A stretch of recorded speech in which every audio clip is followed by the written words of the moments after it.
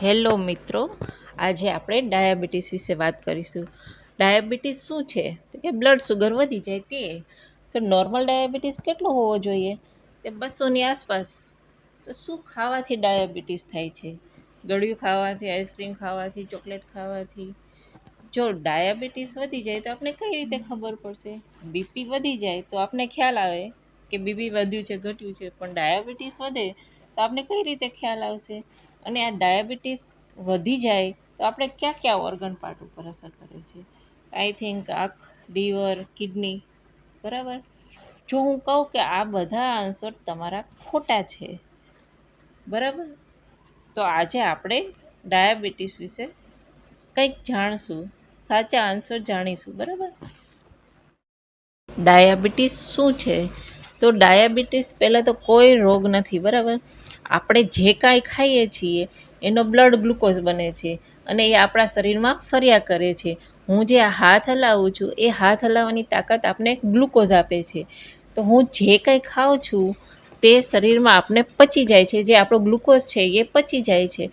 તો મને ડાયાબિટીસ થતું નથી.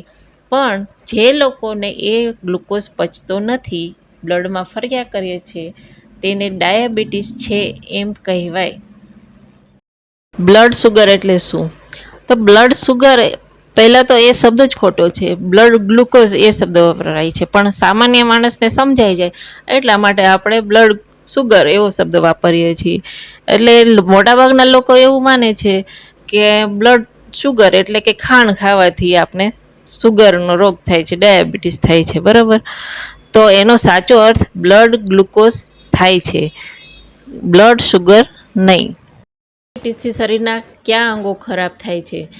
તો આમ જોઈએ તો સામાન્ય રીતે તો શરીરના ઘણા અંગો પર અસર કરે છે, પણ મેક્સિમમ છે જે આંખ છે, બ્રેઇન છે, કિડની છે અને લોહીની નળીઓ, એના પર ડાયાબિટીસની ખૂબ જ ખરાબ અસર થાય છે. તો આ ડાયાબિટીસ આંખ ઉપર કઈ રીતે નુકસાન કરે છે તેના વિશે આપણે જાણીશું, બરાબર. તો સામાન્ય રીતે જોઈએ તો આંખ ઉપર તે ઘણી જુદી જુદી રીતે અસર કરતું હોય છે, જેમ કે ઝામર. તો ઝામરને આપણે મેડિકલ ભાષામાં ગ્લુકોમા કહી શકાય, બરાબર. અને બીજું છે મોતિયો, જે અલગ જ પ્રકારનો હોય છે, જેને આપણે ડાયાબિટીક એટ્રેક કહીએ છીએ. અને ત્રીજું છે જે આંખનો પડદો ખસી જવો, જેને આપણે મેડિકલ ભાષામાં ડાયાબિટીક રેટિનોપેથી કહીએ છીએ. તો આ ડાયાબિટીક રેટિનોપેથી છે શું તેના વિશે આપણે જાણીશું. ડાયાબિટીક રેટિનોપેથી એટલે શું? તો ડાયાબિટીસને કારણે થતા શરીરમાં અલગ અલગ નુકસાન. તો ડાયાબિટીસ છે એ આપણી શરીરની અંદરની બધી નળીઓને ધીમે ધીમે કોતરવાનું કામ કરે છે. તો એમાં સૌથી નાજુક જોઈએ તો એ છે આંખની નળી. ખૂબ જ નાજુક હોય છે અને નાની હોય છે. તો એ ડાયાબિટીસ સૌથી અસર આપણી આંખ ઉપર કરે છે. તો એ ધીમે ધીમે કોતરાઈ જાય છે, એના લીધે આપણા આંખમાંથી આ જે નળી જે લીક થાય છે એમાંથી પાણી નીકળવા લાગે છે અને ધીમે ધીમે એમાંથી લોહી પણ નીકળે છે. તો ઘણીવાર સોજો આવી જાય છે, તો ઘણીવાર લીક થાય છે. તો આંખના કારણે, આ ડાયાબિટીસના કારણે આંખને ખૂબ જ નુકસાન પહોંચાડી શકે. ઘણીવાર પડદો ખસી જવું, આંખમાં દેખાવું બંધ થઈ જાય, આવા બધા નુકસાન પહોંચાડી શકે છે. તો ડાયાબિટીસના પેશન્ટને આંખનું ધ્યાન રાખવા શું શું કરવાનું?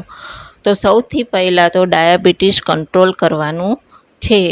જો ડાયાબિટીસ કંટ્રોલ નહીં હોય તો આંખની ગમે તેટલી ટ્રીટમેન્ટ કરાવશો, કોઈ ડૉક્ટર કંઈ કરી શકવાનું નથી.